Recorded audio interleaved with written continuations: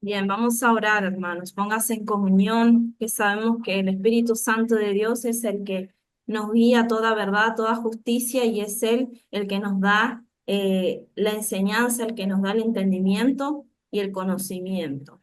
A Él sea la gloria. Padre, en el nombre de Jesús, Señor, te agradecemos por este momento especial. Te agradecemos, Señor Jesús, por este momento en el que los hermanos estamos unánimes, estamos unidos a través de esta plataforma, Señor, a través de la distancia, pero tu Espíritu Santo sabemos que está con nosotros, Señor.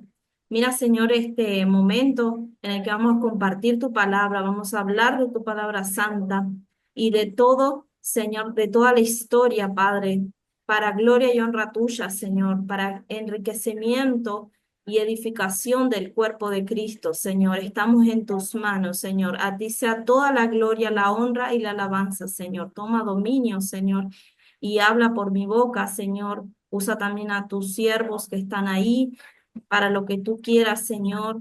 Úsalos como tú quieras, como tú fluyas, Espíritu Santo. Gracias, Señor, en el nombre de Jesús. Amén. Amén, hermanos.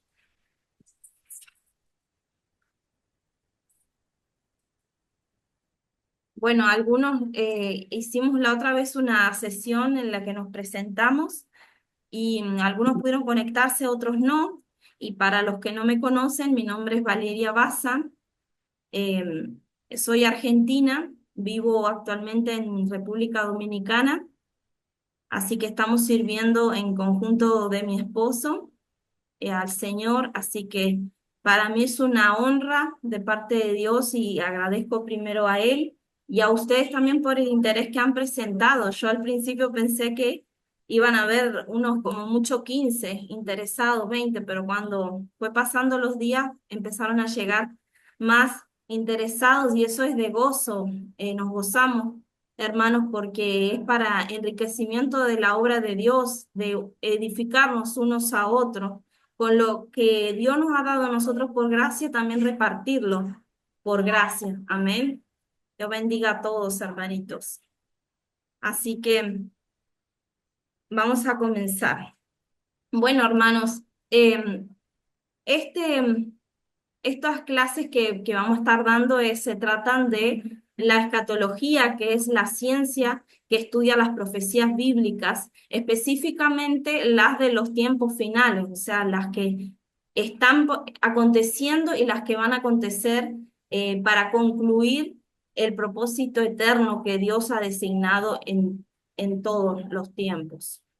Amén. Entonces, hermanos, para comprender lo que es la escatología y la profecía bíblica, tenemos que aprender varias cositas que por ahí muchos no se dicen en todas partes, muchos no tienen la posibilidad de tener libros.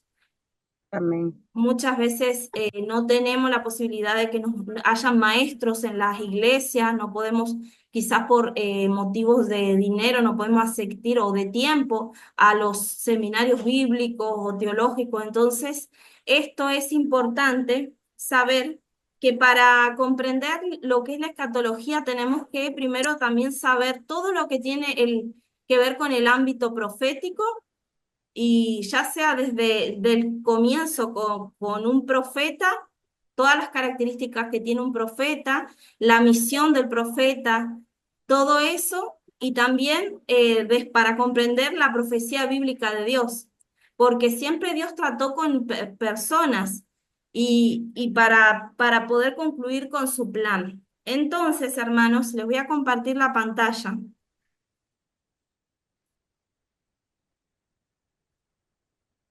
¿Se escucha bien? Dígame si se escucha bien. Amén, amén. Amén. Bien. Sí, sí, se escucha bien. Ok. ¿Todos ven la pantalla compartida? Amén. Sí, perfecto. Bien. Bueno, esto es lo que todos conocemos como un planiferio, un mapa mundi, o bueno, lo que encontramos en el Google Maps, ¿no? Bueno, Esto es todo lo que se considera que es el planeta Tierra. Obviamente que aquí está expandido en forma de plana para que nosotros podamos observar. Entonces, es amplio esto, pero miren donde tengo ahí el cursor, ¿lo ven ustedes? Sí, Bien. Eso que estoy apuntando ahí, podríamos decir que es el centro, ¿no? De ese planiferio. Bueno, si nosotros nos acercamos, eso, lo que ven ahí es Israel. Quizás algunos ya lo sabían, otros no, pero esto, como vemos, que es bíblico, como Dios nos dice, voy a pedir, hermanos, que alguien busque en sus Biblias, alguien que pueda leer en sus Biblias.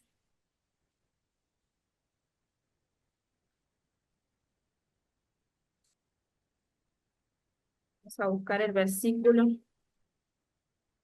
Ezequiel 28-25.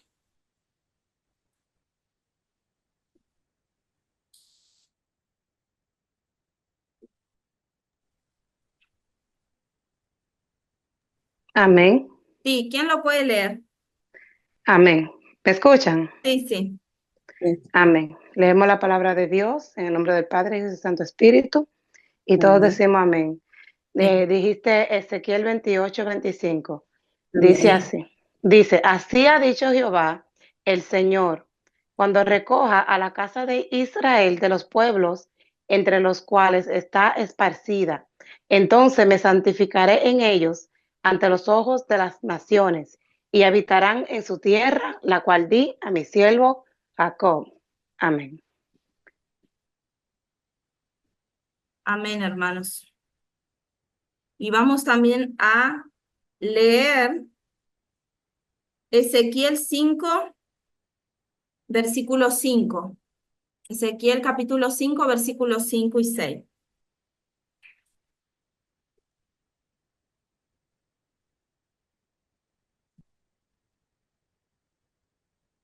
¿Quién pueda leerlo, hermanos? Si no, lo leo yo. Bien, dice así. Así ha dicho Jehová el Señor. Esta es Jerusalén. La puse en medio de las naciones y de las tierras alrededor de ella. ¿Ven esto que yo le estaba mostrando aquí en el mapa este? Claro. Está Ujú. justamente en un lugar específico, o sea, en el centro, digamos, en medio, rodeada de muchas naciones. Esto es cumplimiento de la palabra de Dios. Israel, la tierra de Israel que Dios les dio a ellos, no fue casualidad esa porción de tierra que eligió el Señor al azar, sino que tenía un propósito con esto. Entonces, nosotros, cuando vamos a estudiar esto, lo que es la escatología bíblica, lo que es la profecía bíblica, tenemos que también aprender lo que rodea a Israel, los lugares clave donde vamos a trabajar en la palabra de Dios, donde vamos a predicar. Tenemos que tener más o menos visto algo sobre las naciones, no solamente las que la rodean, sino también las regiones. Israel está ubicado en el continente asiático, pero también se lo conoce como Asia Occidental, se lo conoce también, o sea, la región en la que está ubicado aquí se llama el Medio Oriente, abarca varios países. También se lo conoce como Oriente Próximo, Asia Suboccidental también se le dice. ¿Por qué se le dice de esta forma? Porque está ubicado justo en el centro de tres continentes. O sea, lo que ven acá es el continente africano. Esto. Esto que ven acá es continente europeo y abarca también parte de Rusia. Esto es continente asiático, o sea, el de Asia, y también abarca esa parte. Y lo que ven acá, bueno, es el continente de Oceanía, América, del sur, América del Norte y, bueno, lo que es abajo, lo que es la Antártida. Eso es lo que se conoce. Israel está justamente en una región que es transatlántico, o sea, donde se juntan tres continentes. Está África hacia la izquierda, bueno, tenemos Asia, Asia Central hacia la derecha, y tenemos en el norte tenemos a Europa. Entonces, por eso es que van a ustedes a encontrar en la Biblia, y muchas veces se lo han encontrado porque la mayoría ya conoce la Biblia y han leído muchas veces diferentes tipos de lugares, y quizás hoy día no se llaman de la misma forma porque con el tiempo fueron cambiando los nombres. Entonces, vamos a hacer un breve reconocimiento de lo que es eh, los alrededores de Israel. Esto que ven acá, así que ven como si estuviese en punta, eso es todo el territorio hasta aquí. El territorio que Israel ha tomado con los años desde que llegó en 1948 a retomar la tierra. No sé si se logra ver bien. A ver, lo voy a poner en relieve. Ahí, a ver si se ve mejor. Bien, ahí se ve un poco más delineado, ¿verdad? Bueno, hasta aquí es Israel. Pero ¿por qué acá ven ustedes como un delineado como si fuese así con puntitos, ¿no? Porque este territorio perteneció muchos años, obviamente después de Cristo, perteneció a los palestinos y le habían puesto el nombre de, era lo que pertenecía a Palestina, y también se había dividido o formado como lo que se conoció como Cisjordania. Aunque no todo el mundo quiere reconocer que Israel haya vuelto a su nación en el 48, solo pocos países son los que han reconocido. Aquí tenemos la Franja de Gaza, que es donde quedan los palestinos, que es el conflicto actual que estamos viendo, y parte de eso. ¿Por qué les hago esto de mostrarles los mapas?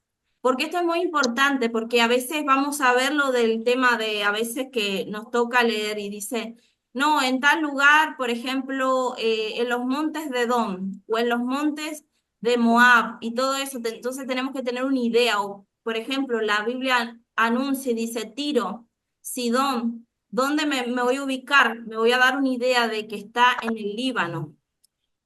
Entonces, hermanos, tenemos aquí a Israel, que volvió a tomar parte de su tierra cuando regresó, pero tenía la mitad de la tierra, eh, o sea, obtenida. ¿Por qué? Porque cuando regresan ellos en el 48, tenían poca ayuda de los gobiernos o de los países que estaban en la Unión o sea, en la ONU, ¿verdad? Entonces, ellos recuperan poca tierra, pero ¿qué pasa, hermanos? Tenían la capital en esto, que es Tel Aviv, que esta es una ciudad marítima que es muy rica en pesca y en todo lo demás. Y tenían algunas ciudades, pero esto que ven ustedes aquí, esto es Jerusalén, esto es Jerusalén. Esa siempre fue la capital de Israel, desde los tiempos de David, cuando David reinó un tiempo en Hebrón, luego pasó su reinado a Jerusalén. Entonces, con el paso de los años, se levantaron varias guerras. Estoy hablando desde 1948 en adelante. Hubieron cinco guerras, las cuales les ayudó a Israel en el siglo pasado a recuperar más del 80% de las tierras. esos conflictos que ustedes ven de la Franja de Gaza y que el mundo dice que están aniquilando a los palestinos y todo el mundo contra Israel, no es nada más y nada menos que obra de Satanás. ¿Por qué? Porque Sí. Israel tiene que volver a retomar sus tierras. Y ellos o sea, le habían dado de garantía desde el 2005, le habían dado a los palestinos para que vivieran en paz, pero ellos quisieron no vivir en paz y se aliaron también a los grupos terroristas. Pero ¿qué pasa, hermanos? Israel está rodeado por por 4 naciones, pero también hay otras naciones que también los quieren borrar del mapa. Como siempre en la historia de la Biblia nos encontramos que han querido borrarlos del mapa. O sea, no quieren. ¿Por qué? Porque detrás de todo esto está Satanás. Hay alguien que tiene el micrófono encendido. Se lo voy a silenciar. Bien. Entonces, esto que ven aquí, al lado, o sea, al este, está Jordania, que es lo que antes se conocía como Moab al norte y al sur Edom. O sea, ¿se acuerdan de, no sé si han leído alguna vez sobre los Herodes? Las dinastías de los Herodes venían de esta tierra que era de Edom, y al norte era Moab, y por ahí también estaba Amón. Líbano sigue llamándose Líbano, o sea, y si ustedes van acá arriba, está todavía las ciudades de donde era Jezabel, que eran 2 reinos marítimos muy ricos porque tenían puertos donde transitaban y tenían mucha comercialización a través de este mar que es el mar Mediterráneo. Entonces estas ciudades que vemos aquí, Tiro y Sidón, son las mismas, o sea, están ubicadas casi en los mismos lugares geográficos que los relata la Biblia. Por ejemplo, Damasco, en Siria, esta es la frontera, o sea, casi la frontera contra Siria. Tenemos a Líbano en el norte y a Siria. Y esto que ven acá, este pedacito que ven acá, que pareciera que no tuviera nombre, pero estos son los altos del Golán, que en la Biblia se lo conoce como la tierra de Basán, donde decían que habían animales gordos, que tenían mucha carne, había una región rica en árboles, tenía pastos, o sea, vastos pastos para los animales. Por eso en alguna ocasión escuchamos que, por ejemplo, el profeta Amós le dice toros de Basán, le dice, o vacas de Basán, le dice, refiriéndose al pueblo de Israel. O sea, alegóricamente o irónicamente le estaba diciendo que ellos estaban engordados como esos animales de esa época, o sea, de ese lugar. Entonces esto se llama los Altos del Golán hoy actualmente, pero en el pasado se llamaban la tierra de Basán. Si quiere usted puede ir tomando nota. Esta tierra, gracias a Dios que pudieron tomarla los israelíes en la guerra de los 6 días en el siglo pasado, pero no enseguida cuando ellos volvieron, sino que tuvieron que pasar años y después de más de 17 años, cuando se levantan las naciones que lo rodean, porque vamos a ir viendo después que siempre son los mismos atacantes disfrazados. ¿Por qué? Porque siempre el enemigo ha querido detener el cumplimiento profético de Dios. Entonces vemos aquí que tenemos de este lado, esto es todo lo que es la región de la península Sinaí, se llama así, que esto también lo había agarrado Israel cuando ganó la batalla de los 6 días, o sea, la guerra de los 6 días, pero después lo devolvieron. ¿Por qué? Por un acuerdo que tuvieron con Egipto. Esto que ven acá ustedes es Egipto, es mucho más grande. Si ustedes ven todas las naciones, casi todas que están rodeándolo a Israel, Israel es el más pequeño. Es el más pequeño en tierras, pero aún así quieren las tierras de Israel. Y vamos a ver el por qué también. Bueno, esto que yo les decía aquí, que tenía varios nombres al norte y al sur, esto hoy actualmente es Jordania. Esto que ustedes ven aquí, Siria, o sea, la región de Siria, era también donde ocupaba, en la antigüedad era más pequeña, pero después se agrandó porque por aquí, ¿lo ven bien, hermanos? Cualquier cosa me dicen. Sí se ve. ¿Sí se ve? Ok. En esta región estaba el imperio asirio en la antigüedad.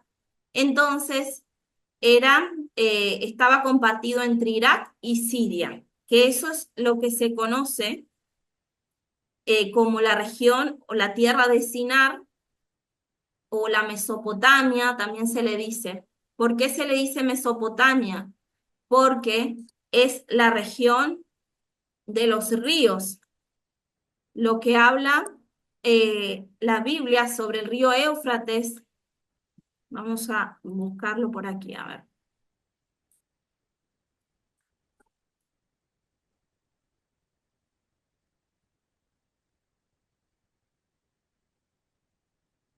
Sí. Esto que ven acá ustedes, este río y este que ven acá, ¿se ve bien? Buscamos. Sí, Bien, esto es la región Mesopotamia de aquí del Medio Oriente. ¿Por qué se le dice así? Porque está entre ríos. La palabra Mesopotamia significa entre ríos. Entonces, este que ven acá, que es el más largo, es el río Éufrates, el que vamos a ver mucho en la Biblia. Y este que ven acá, que es un poco más corto, es el río Tigris. Ambos están en la nación de Irak hoy actualmente, sí, y pasan, o sea, y desembocan aquí arriba en las naciones de Siria y también, o sea, pasa por casi todo el país de Irak. Bueno, en esta región de por aquí, gracias. ¿alguien tiene ahí está, se van conectando. En estas regiones de por aquí, donde están, vamos a buscar para ser más preciso. Dar tu palabra.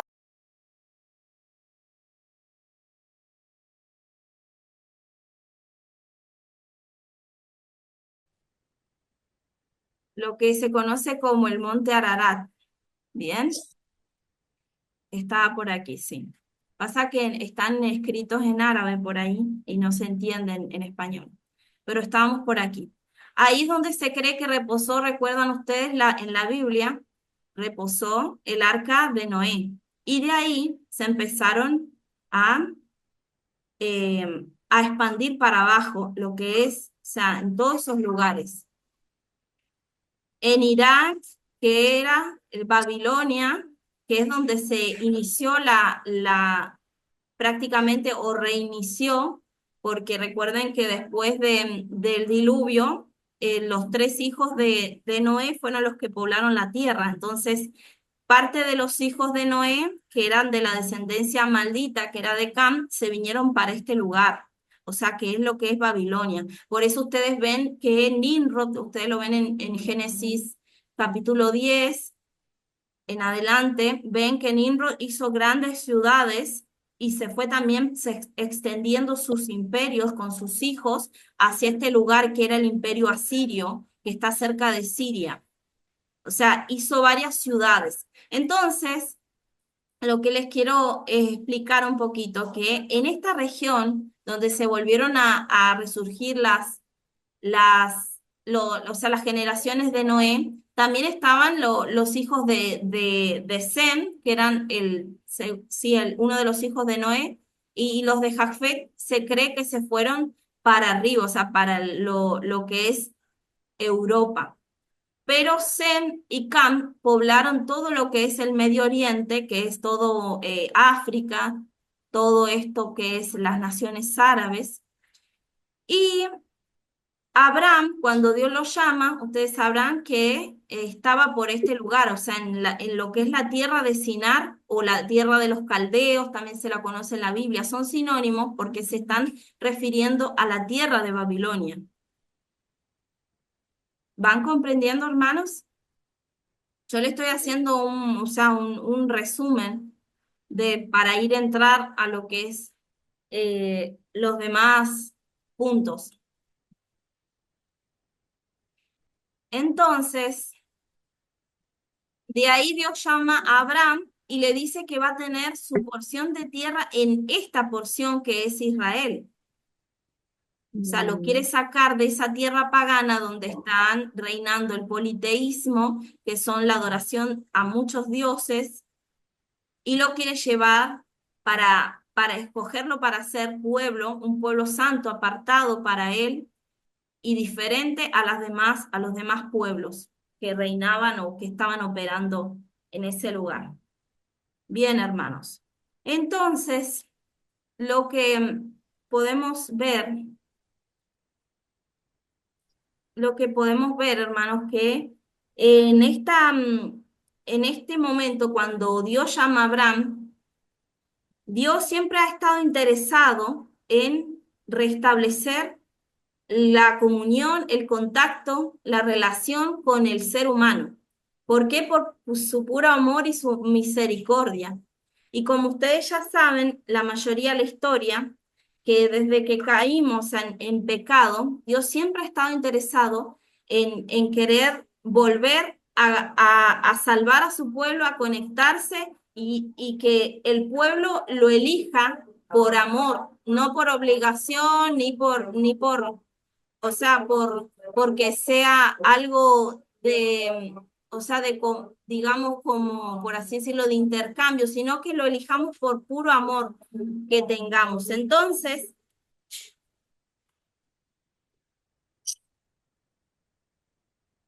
Dios siempre ha querido volver a reunificarse con el hombre a través de pactos.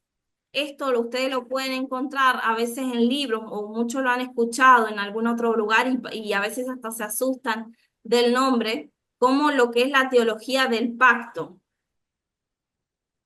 A veces son tomos grandes, aburridos, nadie te explica el por qué y escuchar esa palabra y te asusta, pero ciertamente teología es la ciencia que estudia a Dios y eso que se llama teología del pacto es lo que estudia los pactos que Dios ha hecho con el hombre a través de la humanidad. Y se le conocen como, son 8 pactos. Tenemos el pacto, algunos dicen que son 7, otros dicen que son 5, pero realmente son 8, o sea, lo que conocemos bíblicamente, porque algunos toman y dejan y otros tenemos que tomar todo, o sea, la suma de la palabra de Dios es la verdad. Entonces, los pactos de Dios que Dios hizo con el hombre, el primero es el pacto edénico. Eso ustedes lo pueden encontrar yo les voy a mandar igual un archivo después para que ustedes tengan una idea más o menos sobre eso. Eso si ustedes no se lo memorizan enseguida, no hay problema. O sea, eso a veces hasta uno tarda años en comprenderlo y asimilarlo. El pacto número 1 es el pacto que Dios hace en el Edén, o sea, y desde antes de la fundación del mundo. Es decir, el pacto con todos los pecadores arrepentidos para salvarlos por medio de Cristo. Esto es antes de la fundación del mundo. También se le conoce como pacto edénico porque Dios creó al hombre y lo puso en el Edén.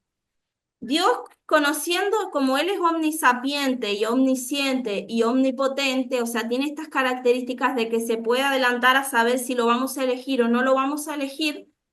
Él ya sabía quiénes lo iban a elegir y quiénes, o sea, por amor lo iban a elegir como su Padre eterno, por siempre y para siempre. Entonces él ya sabía quiénes iban a perder y quiénes iban a salvar. Entonces, él siempre buscó la manera de que ese remanente, que es un gran remanente de los que lo aceptan a él como Señor y Salvador, como dueño de su vida, Él haga, o sea, lleve a cabo y haga estos pactos con el hombre. Entonces, los versículos, yo después se los voy a mandar, pero ustedes pueden anotar los nombres de los pactos. El primer pacto es el pacto edénico o pacto eterno también.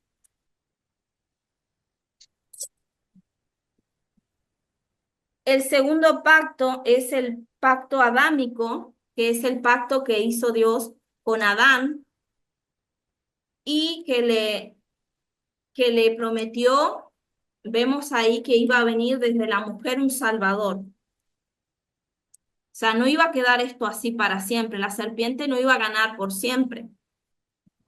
Dios en su infinita misericordia con el hombre que cayó en pecado, él tenía un plan, o sea, siempre lo tuvo. El tercer pacto que Dios hizo con el hombre es el pacto noético o el pacto con Noé, que es cuando le puso por señal eh, que no iba a volver a exterminar a la humanidad con agua y por eso dejó como señal el arco iris. Yo después les voy a mandar todos estos datos de lo que estamos hablando de los pactos y de la teología de la dispensación. Obviamente resumido y llano, nada de palabras raras ni nada por el estilo de eso. El cuarto pacto es el pacto abrámico.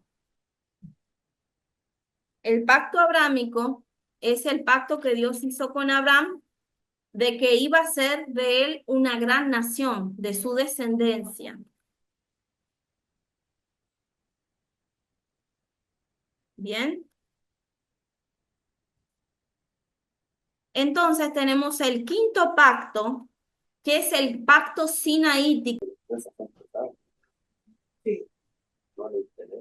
Bien. Recuerden apagar los micrófonos, si no hay interferencia. Bien, quedamos en el pacto número 5, que se lo conoce como el pacto sinaítico o el pacto mosaico.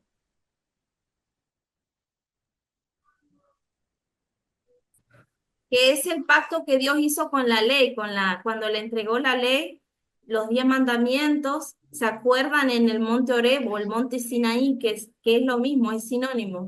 Ustedes van a encontrar en la Biblia que hay nombres que se refieren a lo mismo, o sea, que son sinónimos. Muchas veces lo encontramos como monte Oreb, pero otras veces lo vamos a encontrar como monte Sinaí, pero es el mismo lugar geográfico. Bien. El pacto número 6 es el pacto davídico o el pacto con David, que Dios hizo con David. ¿Se acuerdan? De que de ahí iba a salir el Mesías y que iba o sea, jurar el trono de David, o sea, por siempre. Y de ahí vemos cómo después viene Cristo y, y de ahí sale el Mesías, de la tribu de Judá. Ese era el pacto número 6. Ahora el pacto número 7. Bien, hermanos. Bien. Quedamos entonces en el pacto número 7. Es el pacto nuevo, o sea, el nuevo pacto, que es el que Dios hace con la iglesia, o sea, a través de Jesucristo.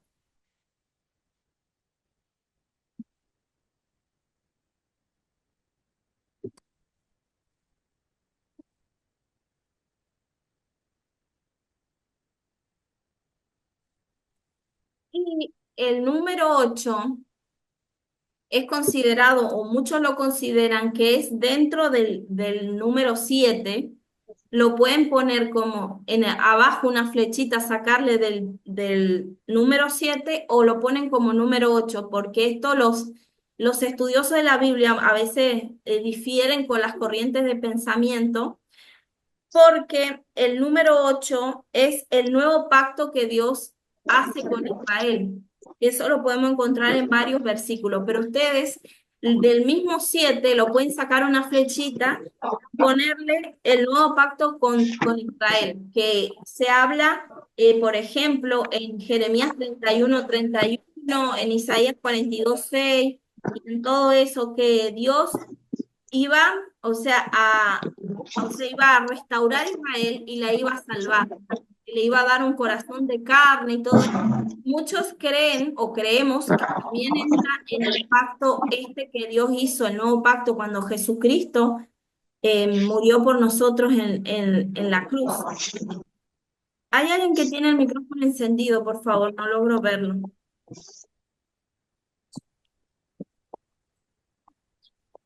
Bien, bien, hermanos. Entonces podemos decir que este entra en el pacto número 7. Entonces, hermano, la palabra pacto es sinónimo o significa a promesa, un acuerdo sagrado que Dios ha hecho con el hombre. O sea, siempre es Dios el que hace el pacto. Siempre es Dios el que hace el pacto con el hombre. Porque como les decía, su infinito amor para con nosotros y que queriendo que ninguno se pierda, más que todos seamos salvos, Él siempre ha tratado y luchado para que nosotros estemos incluidos en algún pacto. Es decir, Dios se reveló con Israel y les dio la ley y eran incondicionales en parte. Algunas promesas eran condicionales, porque si ellos desobedecían, les venían maldiciones, que eso lo podemos ver en el libro de Deuteronomio, que habían promesas que eran condicionales y otras que eran incondicionales. O sea, siempre Dios iba a tener misericordia del pueblo, de un remanente del pueblo, pero si desobedecían, parte del pueblo iba a sufrir. Y eso lo vemos a través y a lo largo de toda la historia. Bien, hermanos. Entonces podemos decir que pacto es un acuerdo sagrado, una promesa entre Dios y los hombres, un tratado. Bien. Todas estas palabritas les conviene anotárselas para, para que tengan una idea para lo demás que viene después. Bien. Ahora, hermanos, también quería nombrarles, hay otro estudio que se llama la teología de la dispensación, que a veces asusta el nombre, ¿no? Y nos imaginamos que no vamos a entender nada, pero es más llano de lo que ustedes se imaginan, quizás. Quizá algunos lo conocen, lo han estudiado, pero otros no. Y se trata de lo que Dios ha ido tratando con su pueblo a lo largo de la historia. Y esto es lo que Pablo menciona en Efesios 1:10. Vamos a buscarlo.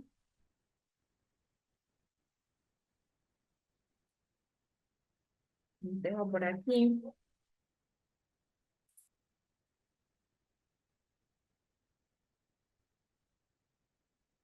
Pablo lo nombra.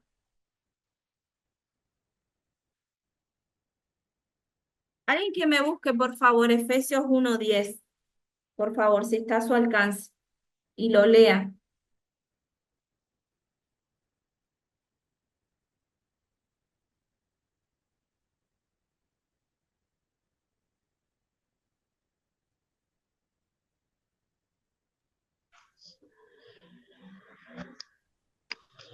Leemos la palabra en Efesios 1:10, Sí, por favor. de reunir todas las cosas en Cristo en la dispensación del cumplimiento de los tiempos, así las que están en los cielos como las que están en la tierra.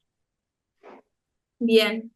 Esto que habla Pablo ahí en Efesios 1:10 está hablando de la administración de todas las cosas que Dios ha ido dando a su pueblo.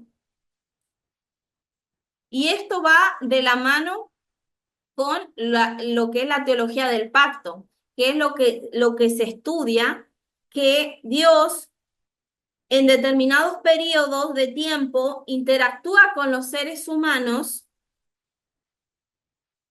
y, o sea, a través de pactos, a través de promesas, y así podemos nosotros estudiar y entender los propósitos de Dios. Es un poco a veces confuso entenderlo así de golpe. Mi esposo, para los que quieran saber un poquito más del dispensacionalismo, mi esposo dio hace varios meses atrás, seguro alguno de los hermanos que está acá se acuerda, de las 9 dispensaciones. Él lo explicó también muy bien en el canal. Yo después le voy a mandar un link por si quieren saber algo más de eso. Y habla sobre todo esto que tiene que ver con las dispensaciones, que es la dispensación, por ejemplo, de la inocencia, del hombre. Miren, les voy a leer un poquito sobre eso rápidamente. Por ejemplo, la primera dispensación, que se consideran que son 9, como les digo, hay otros escritores, otros estudiosos bíblicos que consideran que hay menos, que hay 6 o que hay 7, y nosotros hemos visto que hay 9.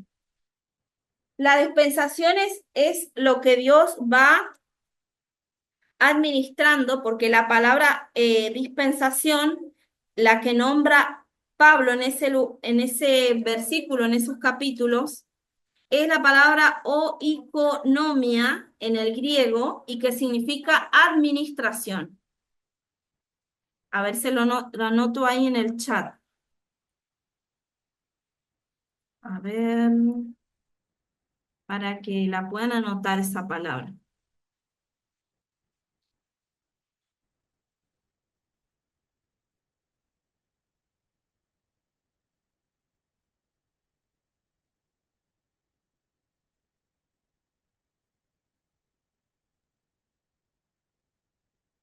Pablo, obviamente que está hablando de algo demasiado profundo, que quizá muchos lo habíamos leído y ni nos dábamos cuenta, pero él se estaba refiriendo a esto, de cómo Dios administró desde el principio sus tratados con el hombre y los fue dando conforme a su voluntad. ¿Para qué? Para salvación del hombre, para poder tener ese encuentro con el hombre y todo que reúna y termine ese propósito de Dios. Por eso se considera hoy actualmente que estamos en la sexta dispensación.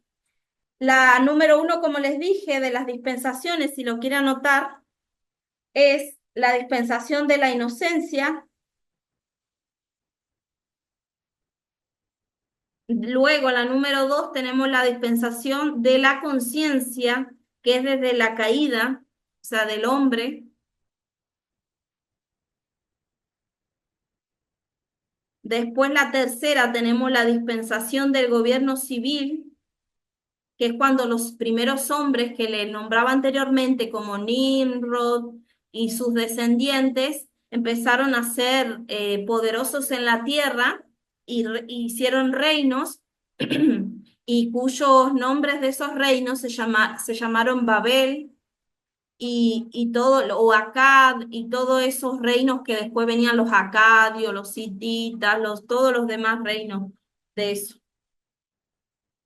Bien, en la cuarta dispensación es la dispensación de la promesa o el gobierno patriarcal, que es lo del, cuando ya el periodo que abarca cuando Dios llama a Abraham y empieza a reunir a los patriarcas y a llamarlos, a tener contacto con los patriarcas.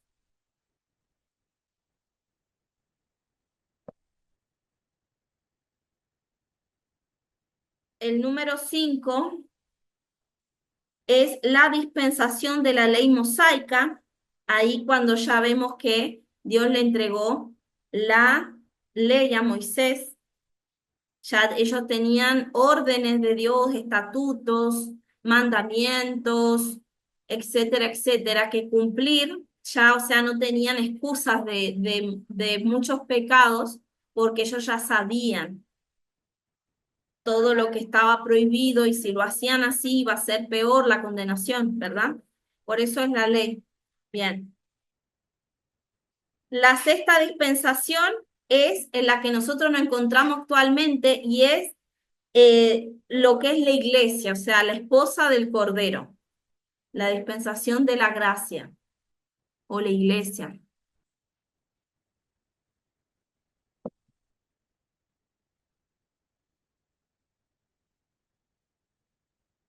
Bien.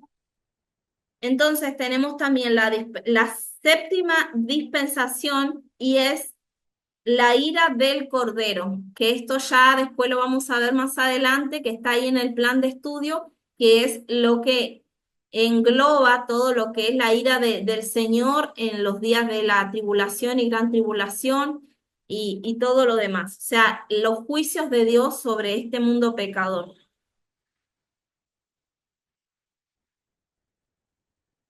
Luego tenemos la octava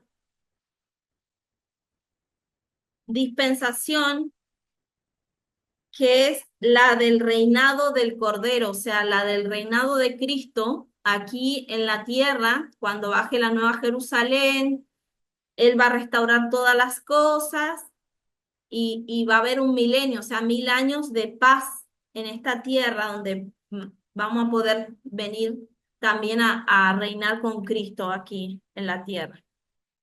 Esa es la octava, o sea, esas últimas dos van, o sea, no, perdón, las últimas tres están por suceder. Nosotros nos encontramos en la sexta actualmente. Bien.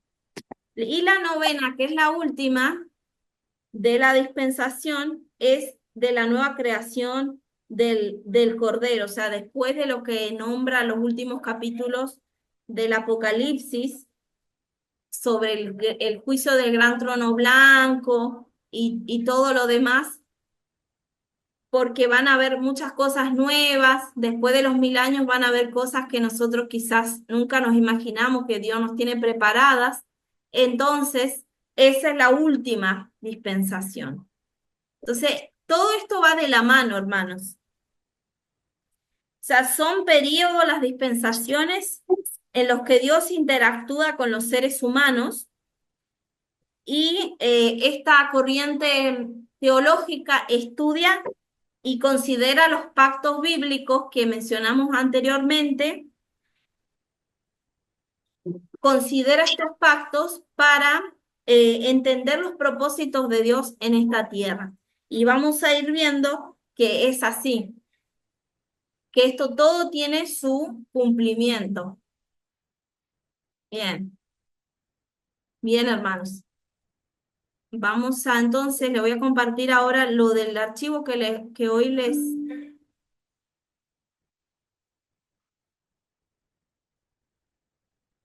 les compartí en el grupo.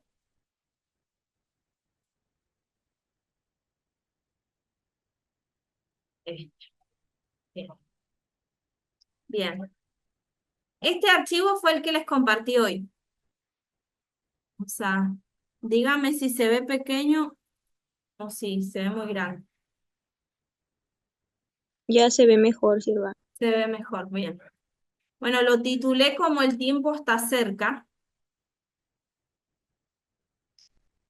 Y bueno, ese es parte del subtítulo. Pero vamos aquí, a la parte primera.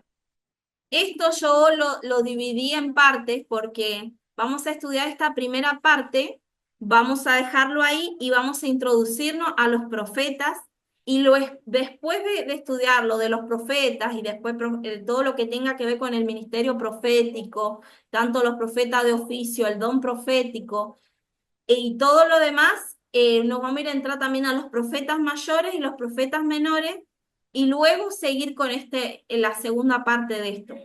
¿Por qué? Porque para que ustedes se den una idea de cómo vamos a ir el programa, o sea, vamos a ir avanzando en el programa de estudio, en el plan de estudio que les mandé.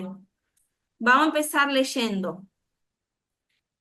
Bueno, el título dice, todo estaba anunciado. Cita a Daniel 12:9, cuando el ángel, vamos a buscarlo eso, vamos a buscarlo en la Biblia, vamos a agarrar el versículo anterior.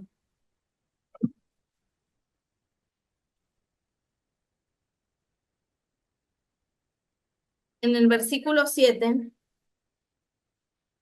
de Daniel 12 dice así, y oí al varón vestido de lino que estaba sobre las aguas del río, el cual alzó su diestra y su siniestra al cielo, o sea, las manos arriba, Y dice, y juró por el que vive por los siglos que será por tiempos y la mitad de un tiempo. Y cuando se acabe la dispersión del poder del pueblo santo, todas estas cosas serán cumplidas. Y yo oí, dice Daniel, mas no entendí, y dije, Señor mío, ¿cuál será el fin de estas cosas? Y ahí vemos el versículo que está aquí en pantalla, que dice, él respondió, o sea, el ángel le respondió, el varón ese de lino fino que estaba vestido, le dice a Daniel, anda Daniel, pues estas palabras están cerradas y selladas hasta el tiempo del fin. ¿Vieron, hermanos? Daniel es un varón que recibió muchísimas revelaciones y una de las más importantes de toda la Biblia. Es uno de los profetas más escatológicos que encontramos. Es más, el libro de Daniel se considera como el Apocalipsis del Antiguo Testamento, porque Daniel recibió muchísimas revelaciones que quizás algunas eran para su tiempo, tenían un cumplimiento parcial y, o sea, en parte, un cumplimiento inmediato, o sea, a años después o ahí mismo por empezar, o tenía un cumplimiento a futuro, pero para otras generaciones, y eran las generaciones estas del final.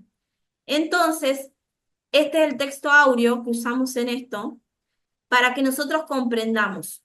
A Daniel se le dieron muchas profecías y muchas palabras, pero muchas palabras Daniel ni siquiera podía llegar a entenderlas, o sea, colapsaba su entendimiento, y entonces el mismo ángel le tuvo que decir, anda Daniel, pues estas palabras están cerradas, aunque quieras entenderlas con tu entendimiento humano, no vas a poderlo hacer, están selladas, porque van a ser para el tiempo del fin.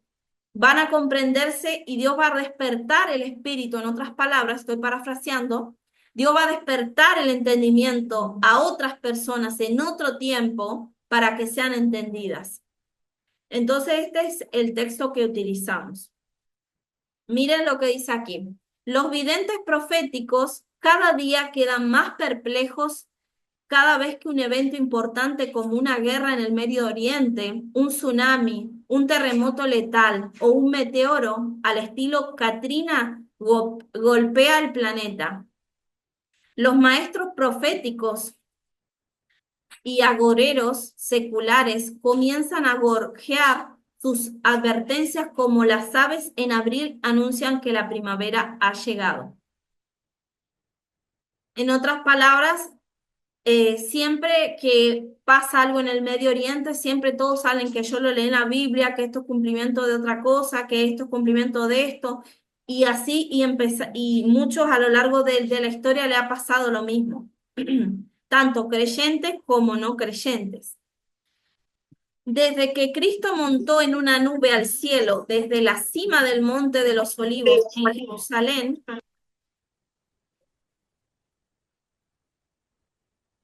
siglos de predicadores y maestros proféticos han tratado de discernir cada nube de conflicto global que amenaza sobre el horizonte como la nube en la que Jesús probablemente regrese. ¿Realmente estamos en el tiempo del fin? Y de estarlo, simplemente, ¿qué es el tiempo del fin? Bien, aquí vamos a comenzar con la respuesta. Primero tenemos que entender, hermanos, que estas palabras son muy repetitivas en muchos de los que hablan o hablamos de estos temas. Primero, el tiempo del fin no es el final de los tiempos, es una frase que se repite a menudo cuando los creyentes hablan de los últimos días. La frase el final de los tiempos no se encuentra en ninguno de los testamentos. Tampoco es el fin del mundo, como algunos sugieren, o se acuerdan en el 2012, en el 2000, decían, no, que viene el fin del mundo, y uno se imagina meteoritos cayendo y que todos ardiendo y un caos total. Bien, o sea, el mundo secular también lo describe como una cosa, pero nosotros sabemos que se tienen que suceder una serie de acontecimientos y también van a haber indicadores que nos digan que estamos por entrar o ya entramos a ese proceso de ese tiempo, ¿no? Entonces, el concepto de que el mundo vendrá a su fin es un mal entendimiento de un versículo del Evangelio según San Mateo. Es decir, no es que este mundo va a no existir más, porque claramente sabemos que Dios va a restaurar este mundo, lo va a hacer como nuevo para que nos sea habitable y cumplir el propósito que tuvo Dios en el Edén con el hombre. O sea, en el Edén vivíamos en un estado de perfección, donde no habían espinos, donde no había sudor, es decir, no había calor. El hombre no tenía que conseguir muchas cosas con tanto esfuerzo. Adán tenía el coeficiente al 100% a tal manera en que si nos vamos a la escritura, él les puso nombre a los animales, es decir, Dios le dio el entendimiento, la inteligencia y también ese albedrío de que él le pusiera, porque él era el que estaba señoreando la tierra, porque él era el sello de esa creación hermosa que Dios hizo. Entonces sabemos que Dios va a restaurar este mismo planeta, lo va a hacer como lo hizo en el tiempo de cuando estaban Adán y Eva en el paraíso. Entonces no es que el mundo va a desaparecer y se va a ser destruido en mil pedazos, no, sino que va a ser restaurado. Van a ver, sí, vamos a ver después que van a haber muchas catástrofes que Dios va a permitir a los impíos, a los que niegan a Jesús y todo eso, pero es decir, no es que el mundo va a desaparecer en sí. Bien, entonces, a veces se ha malinterpretado el pasaje este de Mateo 24, cuando Cristo predijo, luego que se fueron al Monte de los Olivos, Jesús se sentó y los discípulos se acercaron para preguntarle aparte. Es decir, Cristo siempre trató de ser íntimos con sus íntimos, es decir, con sus discípulos. La palabra discípulo simboliza o significa el que sigue a otro. Entonces, Dios siempre tuvo el cuidado de revelarle a sus siervos, como dice también la palabra en uno de los profetas menores que dice, porque el Señor no hará nada sin que antes se lo revele a sus siervos, los profetas, ¿verdad? Bueno, Jesús estaba operando también de la misma manera. Entonces dice que se acercaron para preguntarle aparte y él les empieza a responder. Y ahí es lo que viene este versículo de Mateo 24:3. Queremos que nos digas cuándo va a ocurrir esto, le dicen los discípulos a Jesús, y cuál será la señal de tu regreso y del fin del mundo. La frase esta del fin del mundo es lo que nosotros vamos a ver, que no es esto la destrucción total del planeta Tierra. ¿Por qué? Porque hay tres palabras que en el mismo pasaje de Mateo 24 encontramos que se traducen al español como mundo, pero en el griego son tres palabras diferentes y significan diferentes cosas, y lo vamos a ver ahora. Miren este cuadrito, ¿lo están viendo?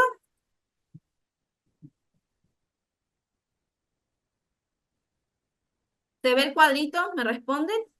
Sí, sí, se ve. Bien. Acá dice, bueno, esta es la palabra en Mateo, la palabra griega y el significado. Por ejemplo, busquemos Mateo 24,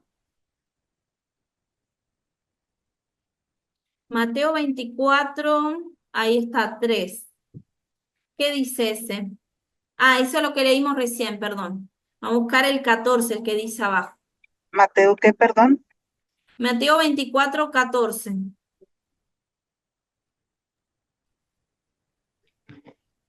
Dice el versículo 14 de Mateo 24, Sí. y será predicado este evangelio del reino en todo el mundo, para testimonio a todas las naciones, y entonces vendrá el fin. Bien. Ahora, hermana, ¿puede leer el 21 de ese mismo capítulo?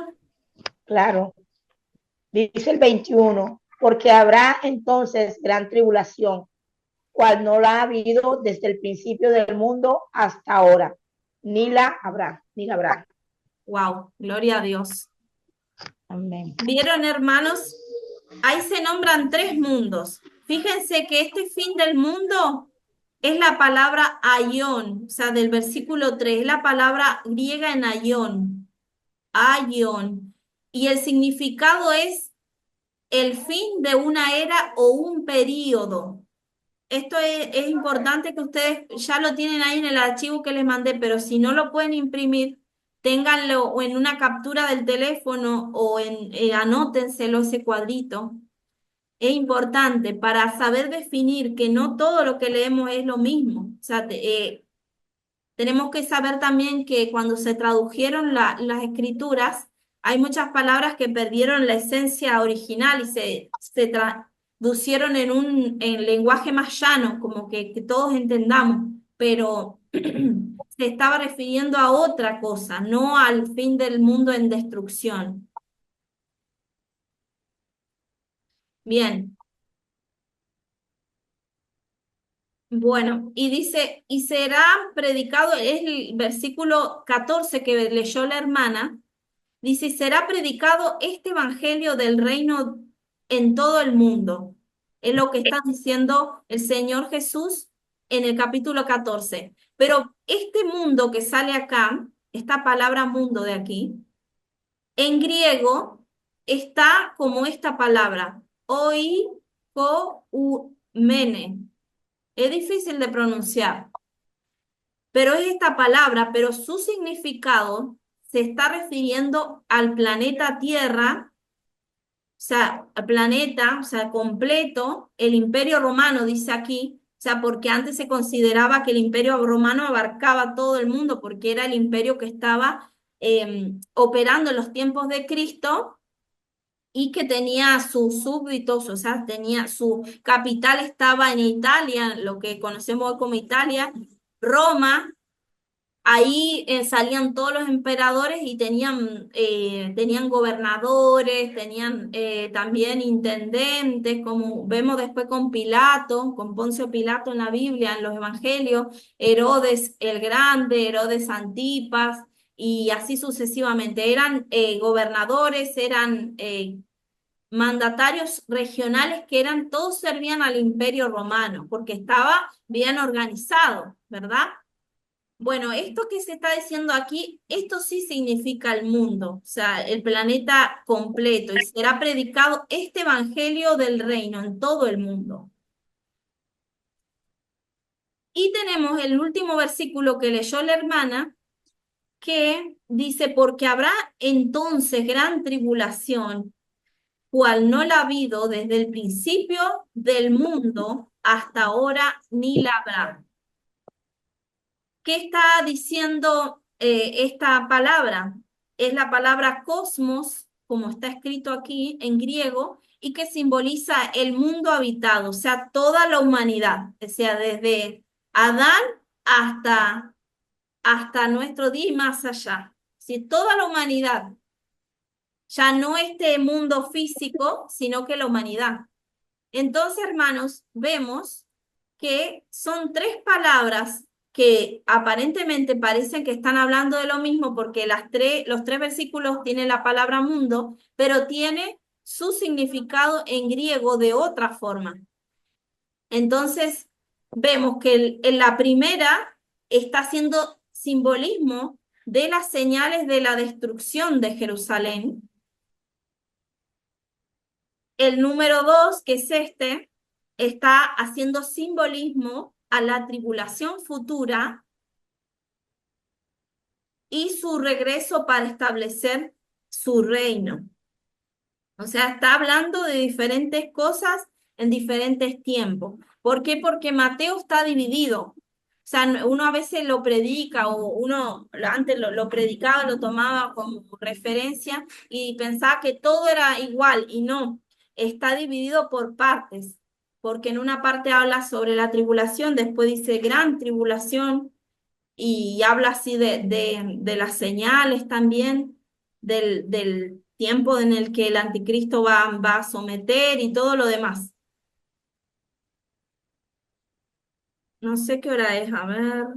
Está bien, estas son las 5:09. Bien. Entonces, Mateo 24:3, los discípulos le estaban pidiendo a Cristo que revelara las señales de su venida. Cuando Jesús habló del fin, no se estaba refiriendo al planeta Tierra, sino de la Aión, al fin de la era. O sea, el fin de la era esta pecadora y todo lo demás que tenía que venir con precedente, o sea, tenía que venir con anuncios que ya estábamos cerca de la venida del Señor Jesucristo, para que Él venga a reinar y acabar con la maldad. A estos discípulos judíos criados en sinagogas y con entendimiento de los escritos proféticos, les fue enseñado, perdón, que los profetas hebreos previeron un reino venidero que en él una figura mesiánica gobernaría el mundo. ¿Recuerdan ustedes que en las profecías bíblicas tanto los profetas mayores, menores, en los salmos, bueno, el mismo David, todos sabían que iba a haber una época donde un Mesías se iba a levantar? Pero esto con el paso de los tiempos y todas las cautividades que tuvo el pueblo de Israel, Judá, como vemos cuando el reino se divide y pasan muchos reyes y unos remanentes se salvan, otros no, y así sucesivamente, vemos que la palabra o la mentalidad o el entendimiento de estas profecías bíblicas que iba a venir un Mesías se fueron tergiversando. Es decir, los judíos actualmente, si ustedes ven a los judíos radicales, estos que andan vestidos de negro, que los ven ustedes en los muros de los lamentos rezando así de esta forma, orando de esta forma, perdón, hacen así y que te usan unas galeras grandes, que se dejan unos flecos así de pelos y todo lo demás. Bueno, ellos son de la línea de los judíos ultra ortodoxos y la mayoría de ellos, lamentablemente, o sea, han tergiversado la palabra de Dios y hasta le han arrancado a la palabra de Dios capítulos, por ejemplo, como vemos en el ejemplo claro de la Torá Emet, que le falta a Isaías 53 eh, y parte del 52 y salta el 54.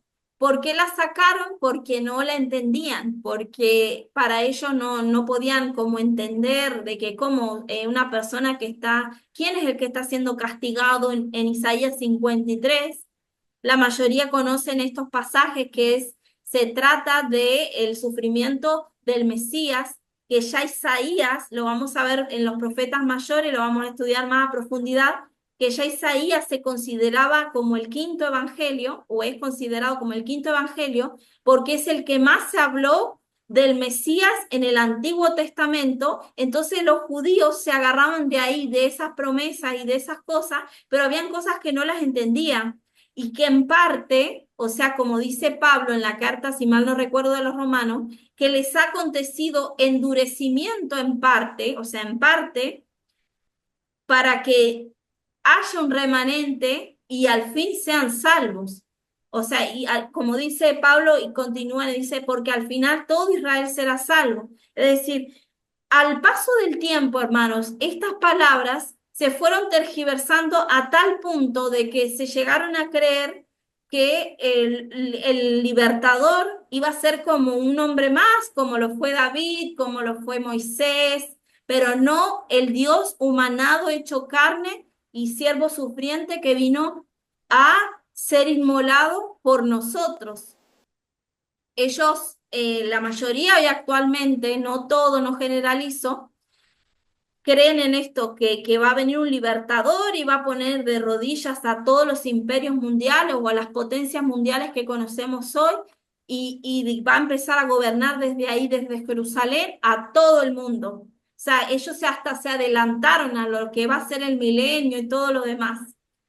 ¿Por qué? Porque piensan que es un hombre de carne y hueso, pero no que Dios descendió a la matriz de una mujer en forma de esperma del cielo y se injertó en el óvulo de María y nació una semilla santa, la que no había pecado y tenía que él pagar por nosotros porque era el único que no tenía pecado en este mundo. Y Dios decidió que los inocentes, o sea, antes era a través de la muerte de los animales inocentes, era como una cobertura de pecados hasta que llegara este nuevo pacto, que era el pacto mejor, el pacto perfecto, que era Cristo. Entonces, muchos de estos hermanos judíos que quizás se van a arrepentir luego de que estén en la tribulación y gran tribulación, como lo vamos a ver más adelante, porque Dios les va a despertar y como dice la palabra, dice, mirarán al que traspasaron de dolores, o sea, va a pasar un calvario también el remanente judío que esté en esos días de la tribulación y gran tribulación, y cuando esta persona que va a ser el anticristo profane el templo, seguimos. Entonces, como les decía, actualmente los judíos están como con el velo todavía no se les ha corrido y por eso es que aborrecen mucho a los cristianos, porque a nosotros se nos ha iluminado y es como dice Pablo también en las epístolas, para provocarlos a celos. O sea, porque Dios se volcó a los gentiles, bueno, ustedes no me rechazaron, no me aceptaron, ustedes están en penitencia, o sea, pero no es que Dios haya terminado su plan total con Israel, sino que es como un decir, un ejemplo, están en la banca de los suplentes, como ustedes ven los partidos de fútbol, ven que por lo general son 11 los que están jugando y los otros tienen sus suplentes cada uno. Entonces están ahí en el banco esperando a que cambie uno para ingresar al campo de juego. Entonces Dios, un ejemplo, lo tiene ahí como en la banca de suplente a Israel, para que cuando todo esto acontezca, o sea, del arrebatamiento de la iglesia, Él venga a buscar a su esposa que se ha preparado, que se ha vestido de blanco, que ha limpiado sus vestiduras con la sangre preciosa del cordero y se ha guardado para él. Entonces, vengan todos estos acontecimientos a la tierra, pero Dios va a seguir, va a continuar salvando, porque siempre, a pesar de que Israel le ha sido infiel muchas veces a Dios, así como muchas veces nosotros hemos sido infieles a Dios, Dios nos sigue amando y nos sigue perdonando. Mientras haya vida, hay oportunidad. Entonces, en este tiempo, puede ser que en parte le ha acontecido a Israel endurecimiento, pero después se van a dar cuenta y Dios los va a socorrer, como después vamos a ver en Apocalipsis 12 y en todos los demás, cómo Dios los va a socorrer y los va a ayudar. Y muchos también van a morir, pero van a tener que morir en nombre del Señor para poder ser salvos. Y, y qué mejor morir, o sea, físicamente, pero no tener la muerte segunda, que es la muerte del alma y del espíritu, o sea, una vida totalmente apartada de Dios, sin el amor de Dios, en la soledad, donde vamos a ser, o sea, donde van los no salvados van a sufrir mucho esa soledad y esa tortura, como dicen las escrituras que se encuentra en lo que es, muchos lo conocen y lo que dice la Biblia, que es el Hades o el infierno, el tormento eterno de las almas que siempre rechazaron el amor de Dios. Entonces, hermanos, vemos que ellos o sea, previeron a través de las mismas escrituras, pero malinterpretaron las escrituras porque creían que era un Mesías físico como lo fue, o un Salvador físico como lo fue Moisés, pero él no tenía nada de divino, sino que Dios le daba el poder a Moisés. para convertir el agua en sangre, para hacer lo de las plagas de Egipto, todo era dado órdenes a través del Espíritu Santo de Dios. Estaban siempre los tres ahí, o sea, Padre, Hijo y Espíritu Santo, operando. Entonces, era dado por Dios, pero no había llegado un hombre que era Dios hecho carne, pero que se mantuvo en silencio desde que nació hasta los 30 años, que dio, o sea, que tuvo la orden o sea, de salir al mundo y predicar y sanar a los enfermos y a libertar a los cautivos del diablo, que tenía el diablo cautivos.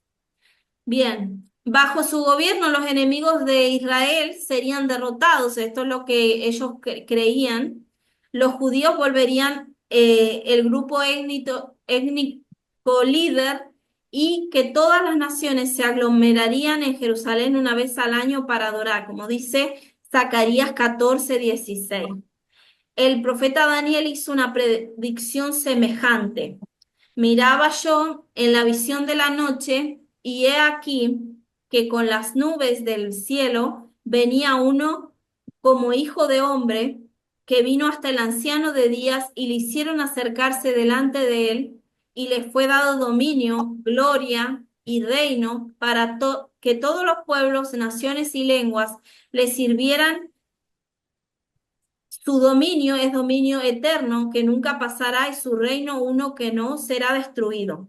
Esto es lo que dice Daniel, pero está hablando o sea, el regreso de Cristo en gloria, no ellos lo confundieron, o sea, confundieron la venida del Mesías, pensaban que él iba a venir como cualquier otro libertador en caballo blanco, iba a poner al Imperio Romano de rodillas y todo esto, y hasta el día de hoy siguen creyendo eso, o sea, que va a ser un hombre como Moisés, que tiene señales. Por eso es que después vamos a ver que van a ser bastante fáciles de engañar con el falso profeta, que dice que hace descender fuego del cielo, que dice que hace señales delante de los hombres y también que tiene gran poderío, o sea, también de la mano del anticristo. Entonces, por eso es que van a ser fáciles de engañar, porque ellos están esperando eso. Pero Dios en su infinita misericordia, en su soberanía, lo ha decidido así, lo ha dejado pasar para que aprenda el pueblo de Israel a confiar en Dios, a volverse a Dios y no mirar siempre lo terrenal. Por eso también, este es un mensaje también, que por ahí me voy también de rama, empiezo a hablar más. Que esto también nos sirve a nosotros, hermanos.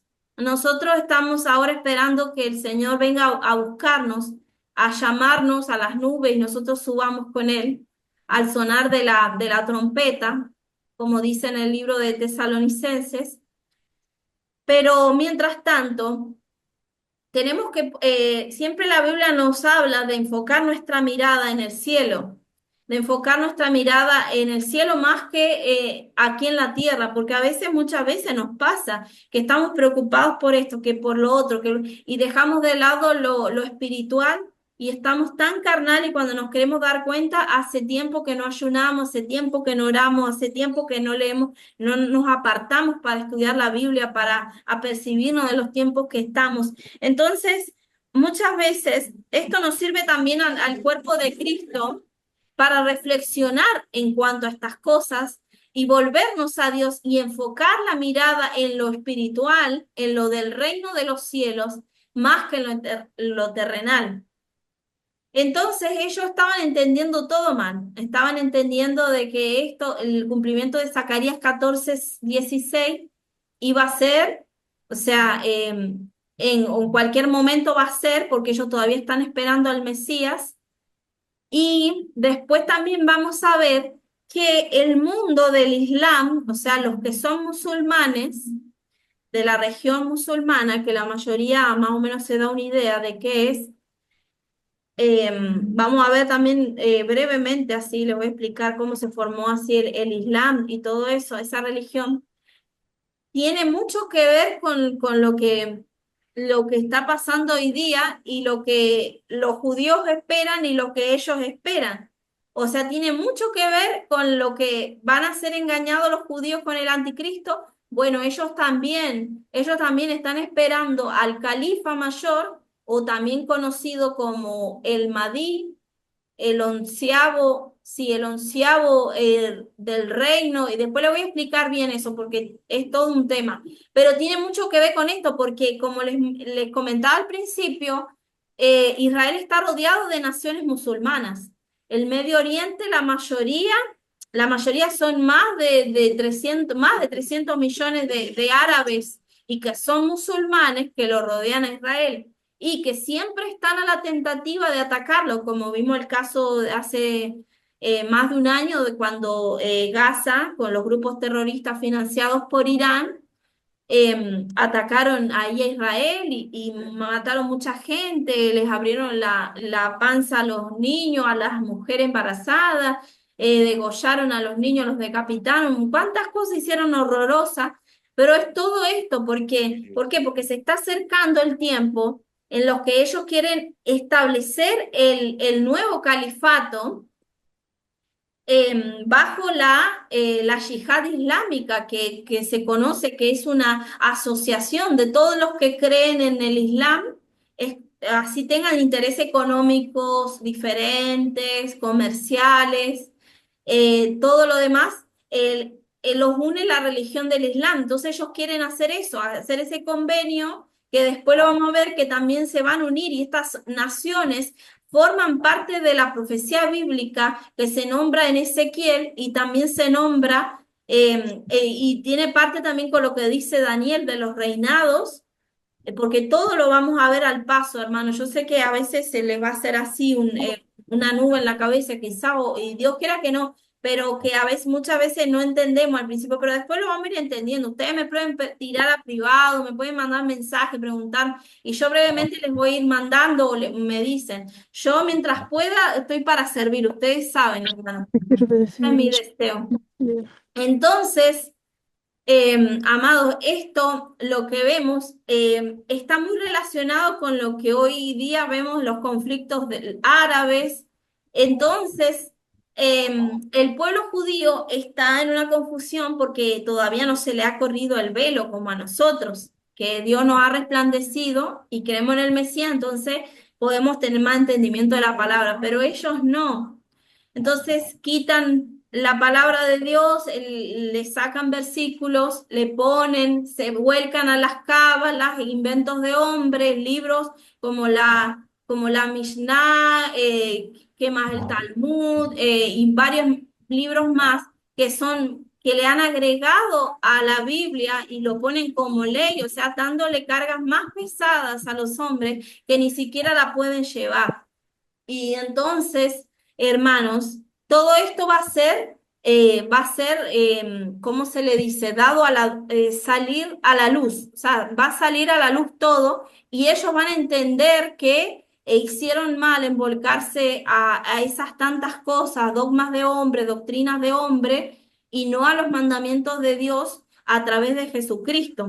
Por eso es que Cristo dijo, los mandamientos se reducen en dos, o sea, si primero amarás a Dios de todo tu corazón, con todas tus fuerzas, con todo tu alma, y, o sea, con todo tu ser. Y el segundo mandamiento se resume en todos los demás, porque si vos amas a tu prójimo, tú amas a tu prójimo, vas a querer hacerle el bien y no vas a pecar de las demás cosas que están ahí escritas. O sea, si vos amas a tu prójimo, no vas a cometer los pecados que te son mencionados ahí, que te son prohibidos. Entonces, por eso es que Dios siempre ha estado interesado en que hacernos la visión más sencilla y más llana desde que vino Cristo. Pero a veces los judíos se envolvieron tanto en que en cábalas, que en cosas que de hombres y misterios místicos que entraron al espiritismo, una mezcla. Por eso, hermanos, y aprovecho a decirles que tengan mucho cuidado con lo que ven y escuchan en las redes. Pásenlo por el filtro de la Biblia. No se crean que porque tienen miles de seguidores crean todo, hermanos. Es un consejo de corazón. Pero hay mucha gente que está enredado en eso, que está enredado y vos lo ves que tienen ya una religión, ya han dejado, ya ni siquiera creen que Jesucristo es el Señor, Dios hecho carne, ya lo han hecho a un lado y dicen que están como los musulmanes creyendo que es un profeta más o una persona que hizo bienes, porque así también lo creen los judíos. Entonces, esto es lo que los judíos pensaban que iba a tener el reino enseguida, pero no pensaban que iba a venir en forma de siervo Jesucristo, humillarse hasta lo sumo, tomar forma de hombre, servir a los demás para darnos el ejemplo, que esa es la grandeza que Dios anda buscando en los seres humanos, servir, disponerse para los demás y no ser servido, que dice, mayor es el que sirve a los demás más que ser servido. Entonces, la frase hijo de hombre, ustedes la conocen esa frase, es muy usada, por ejemplo, en el Evangelio. En Ezequiel es muy usado. Evangelio de Ezequiel, de Mateo, de Sí, sí, bueno, vamos a seguir leyendo. La frase hijo de hombre es Sí. usada más de 100 veces en la versión Reina Valera del Antiguo Testamento. Dios le llamó al profeta Ezequiel hijo de hombre. Si algunos han leído ese profeta, o sea, ese libro, van a ver que siempre le nombra como hijo de hombre. 93 veces, o sea que bastante lo nombró hijo de hombre. En el versículo 13 de la profecía de Daniel citada arriba, el Mesías fue identificado como uno como un hijo de hombre. ¿Vieron ese versículo que estaba acá leyendo yo recién? Que dice, he aquí que con las nubes del cielo venía uno como un hijo de hombre. Claro, Daniel todavía no tenía eso revelado, pero él vio como si fuera una persona, un hijo de hombre, es un ser humano que vino hasta el anciano de día, o sea, Dios Padre, le hicieron acercarse delante de él y le fue dado dominio. O sea, lo mismo que después vamos a ver más adelante en el Apocalipsis, que cuando ven que los ancianos se postran y dice que Juan ve como a un cordero inmolado en el medio y que todos los querubines que le rodean o los cuatro seres vivientes que le rodean, los ancianos y todos los demás se postraron delante de él y ahí le cantan alabanzas y todo eso. Y se está refiriendo de lo mismo. Esto es lo mismo que vio Daniel, por ejemplo. Hicieron acercarse delante de él. Como cuando también Juan en el Apocalipsis ve que o sea, ve que nadie puede abrir el rollo que tiene el que está sentado en el trono. O sea, sí, el rollo que tenía 7 sellos, que eso lo vamos a ver más adelante. Entonces lo ve que nadie lo podía abrir. Entonces Juan dice, yo lloraba mucho, pero uno de los ancianos se me acercó y me dijo, no llores más. He aquí, el que ha vencido de la tribu de Judá, el león de la tribu de Judá, de la raíz de David que ha vencido, es digno de desatar los sellos. Y ahí dice que todos se postraron y alabaron y adoraron. O sea, se estaba refiriendo de lo mismo, pero lo vieron en diferentes formas. ¿Por qué? Porque todavía no había sucedido lo del cordero inmolado. Entonces Daniel se le mostró algo, un pantallazo diferente. Disculpen eso que se escucha, seguramente es porque un camión que vende está parado ahí afuera. Bien.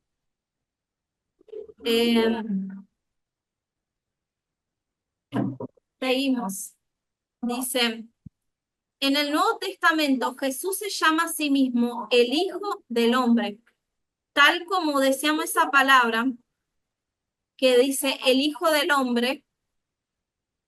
Jesús mismo se llama el Hijo del Hombre, o sea, el humanado, el Dios humanado, en numerosas ocasiones, o sea, en Juan 1:51, en 3:13, que están aquí los pasajes. Cristo vino predicando el Evangelio del Reino, realizando milagros, prediciendo el futuro de Israel.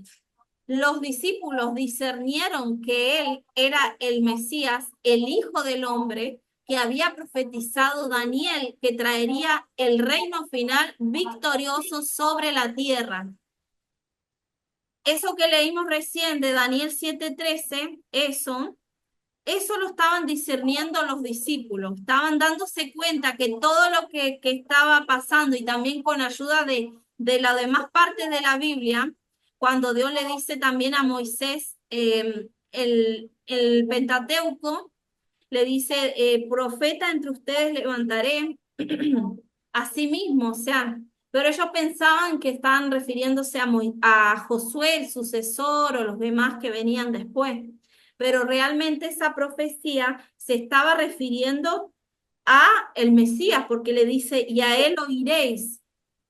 Estaba refiriéndose a Jesucristo, esa profecía. Entonces los discípulos empezaron a atar cabos, tal como a nosotros nos pasa hoy día, cuando descubrimos versículos, pero ese es la iluminación del Espíritu Santo que de golpe se manifiesta en nosotros, o sea, de un denuedo, ¿sí? Que nos hace en la mente atar cabos. A mí me ha pasado muchas veces, por ejemplo, que he estado estudiando eso y digo, Señor, ¿qué significa eso? Estoy un buen rato. Y en una ocasión me fui a acostar después de que dije, ay, no estoy entendiendo mucho esto. No me acuerdo si era un pasaje del Antiguo o del Nuevo. Y resulta que me fui a acostar y es cuando entro en un sueño, habrán sido, no sé, para mí 10 minutos, porque mucho no concilié el sueño. En ese sueño de golpe me escucho la voz del Espíritu Santo que me dice, esto es así y así, así con voz, todo, y en mi mente se iban haciendo hilos de conexión.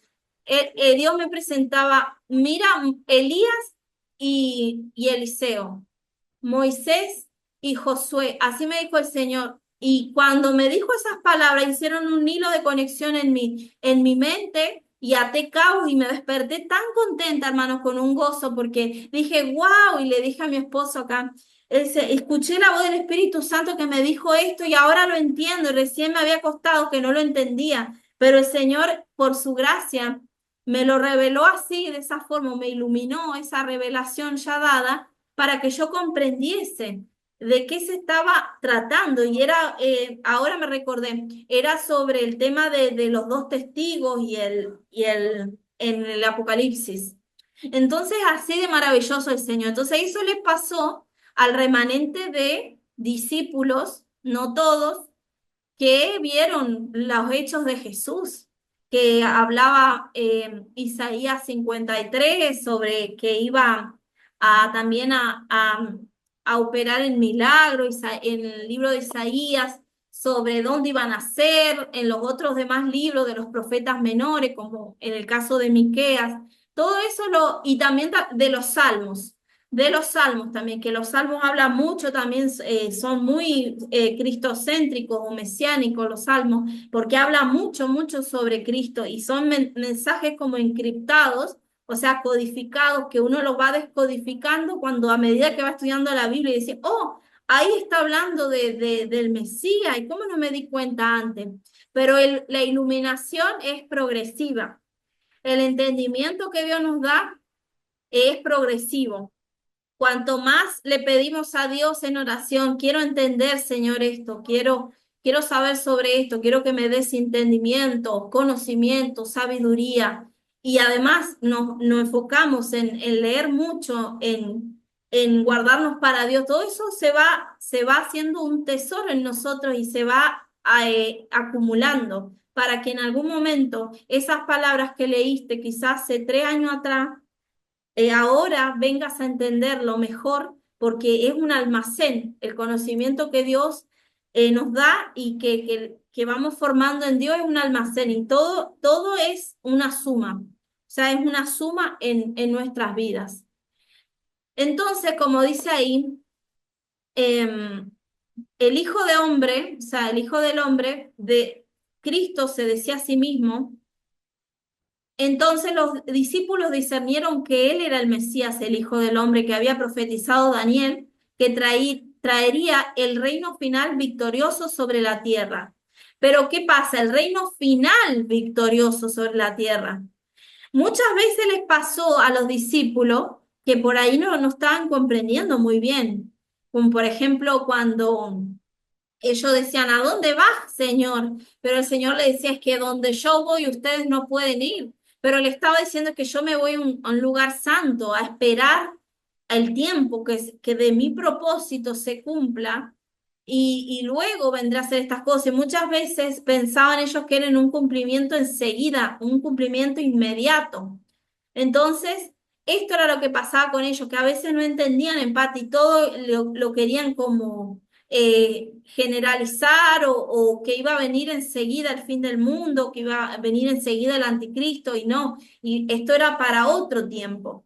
O sea, final victorioso sobre la tierra, que después lo vamos a ver también que está relatado ahí en esos capítulos de Daniel 7, 18, 22 y 27, que habla sobre el último imperio mundial y que Dios viene, cuando viene en gloria, arrasa con todo. También lo vemos en la estatua de Daniel, o sea, la estatua que soñó Nabucodonosor y que interpretó Daniel en los capítulos primeros de Daniel, del libro de Daniel. Bien, no sé qué hora es, hermano, a ver, me voy a fijar. Bien, faltan 10 minutos. Yo no sé si ustedes están cortos de horario. Vamos a darle hasta las 6 y vamos a hacer una oración para culminar y vamos a seguir otro día. Si no importa si ustedes no entienden, hermanos, ahora, porque quizás es mucha información de golpe que viene hacia su vida. Yo me sentí igual hace años atrás cuando comencé en esta aventura de conocer más las escrituras en esa área. Pero no se preocupen, quédense igual, porque acá el que persevere es el que después tiene más conocimiento, tiene más iluminación. El que Dios le quiera en su infinita misericordia los va a levantar como predicadores en sus zonas, los va a levantar como evangelistas y, y van a entender mejor y le van a poder explicar más llanamente a las demás personas. Pero no se asusten si ahora no entienden mucho, eso es normal, a todos nos pasa que parece que colapsamos, pero no, no, no. Dios nos va a dar la sabiduría, nos va a ayudar, el Espíritu Santo está acá en este momento con usted, conmigo, y nos va a ayudar a dar entendimiento y a atar cabos en la mente. Amén. Bien, seguimos. Según Jesús, sucederían varias señales claves antes de que el reino mesiánico fuera instaurado en Jerusalén.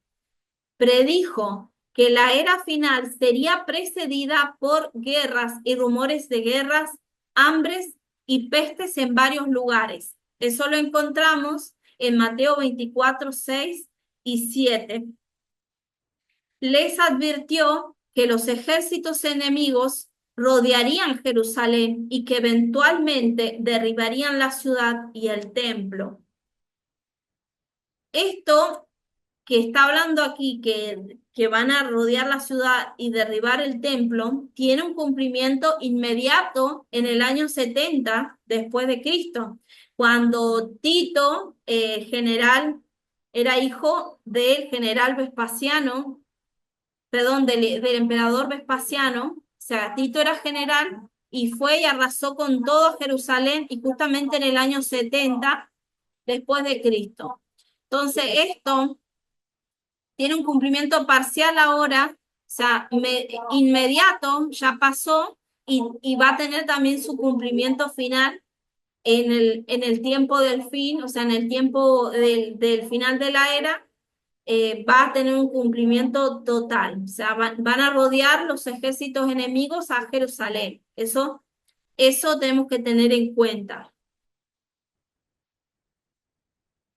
Esto lo encontramos en Mateo 24, 2, Lucas 21, 20. Les advirtió que seguiría una gran persecución y que las familias se entregarían entre sí, produciendo ofensas y odio. Esto, como ya lo vemos, sucedió en ese año que les nombré. Cristo entonces reveló el principal indicador que llevaría a su clímax la era del hombre. Y será predicado este evangelio del reino en todo el mundo para testimonio a todas las naciones. Y entonces vendrá el Señor. ¿Alguien me habló? Está bien, no hay problema. La difusión del Evangelio a lo largo del Imperio Romano en la época de los discípulos fue una señal de la plenitud del tiempo para Israel, Jerusalén, el templo y el pueblo judío. Desde el día de Pentecostés, alrededor del 32 después de Cristo, cuando nació la iglesia, hasta el 70 después de Cristo, cuando la 10ª legión romana invadió Jerusalén y destruyó la ciudad, finalmente, hollándola un año después, el evangelio del reino había sido predicado alrededor del mar Mediterráneo, en lo que llamamos Oriente Medio, Europa y Asia Menor. Vino el fin aparente, o sea, el fin parcial, aparente o temporal para Israel, Jerusalén y el templo, así como Cristo lo predijo. Eso es lo que le estaba diciendo recién, que esas cosas tenían un cumplimiento parcial. No se cumplió del todo, pero sí en parte muchos años, 1900, sí, casi 2000 años, o vamos a decir 1900 años, estuvieron los judíos dispersos por el mundo hasta que en el siglo pasado llegaron a su tierra, se les fue de vuelta a la tierra y pudieron empezar a poblarla. Pero esto fue un aparente fin temporal. Fue para todas esas generaciones que no creyeron en Cristo. Entonces, como les aconteció, como dijo Cristo, de esto que ven aquí no quedará piedra sobre piedra. ¿Por qué dice que el evangelio había sido predicado alrededor del mar Mediterráneo, lo que llamamos Oriente Medio, Europa y Asia Menor? Porque se acuerdan que Pablo en las epístolas, en las 3 epístolas más los demás apóstoles, se encargaron de esparcir la palabra de Dios, y Pablo fue uno de los que más hizo la obra evangelística y predicó sobre todo lo que hoy actualmente es Turquía, donde están ubicadas las 7 iglesias de él, que nombra el Apocalipsis, Filadelfia, Laodicea, Efesios o Éfeso, y un montón de ciudades más. Entonces, también Pablo logró ir a Roma y todo eso. Por eso es que dice esto, Europa. Ustedes saben que Italia queda o Roma, que está en Italia, que queda en Europa.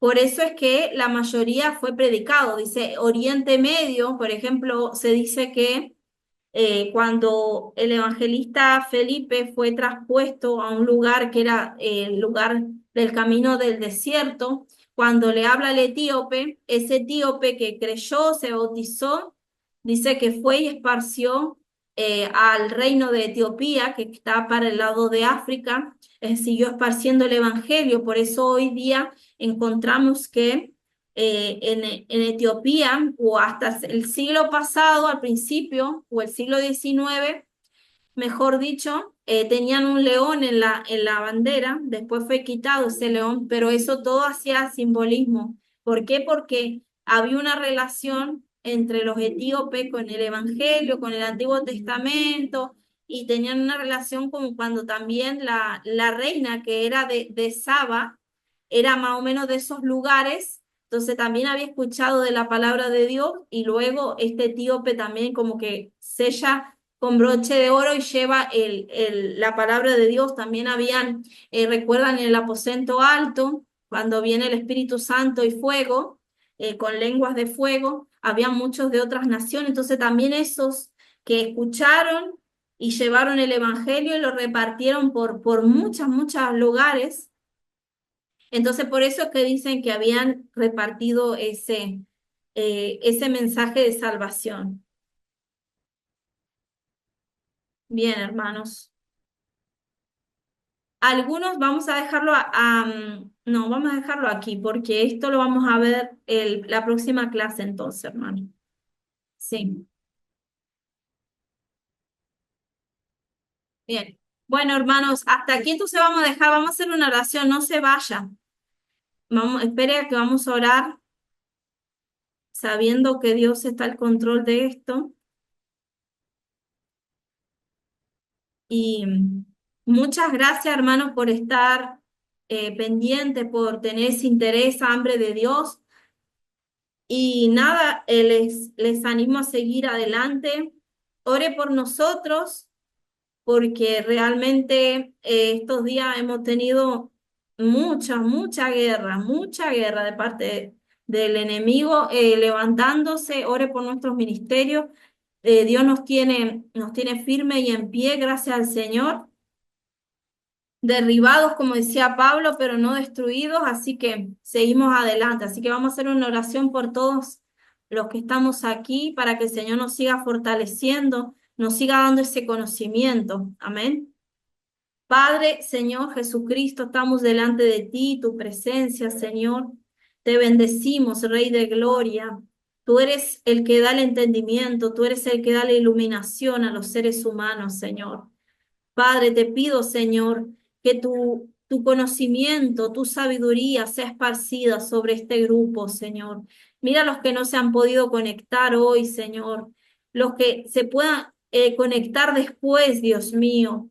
Dales la iluminación, la sabiduría, el entendimiento, Padre, para que sigamos adelante creyendo a tus promesas, entendiendo que estamos en tiempos finales, que estamos en tiempos donde no se puede jugar a ser cristiano, Señor. Ayúdanos, danos la fuerza para seguir adelante, Padre, para seguirte, para enfocarnos en las cosas del reino de los cielos. Enfocándonos, Señor, en que tú vienes por tu iglesia. Ayúdanos, Señor, límpianos. Y si en algo te hemos fallado, Señor, límpianos, Señor, Cordero Santo. Lávanos, Señor, de nuestros pecados, Padre. Mira los hogares, Señor, de estas familias, de estos hermanos que están disponiendo, Señor, de su valioso tiempo, Padre. No lo están perdiendo, Señor, ni malgastando, Señor, sino que están invirtiendo en el conocimiento de tu palabra. Valóralo, Señor.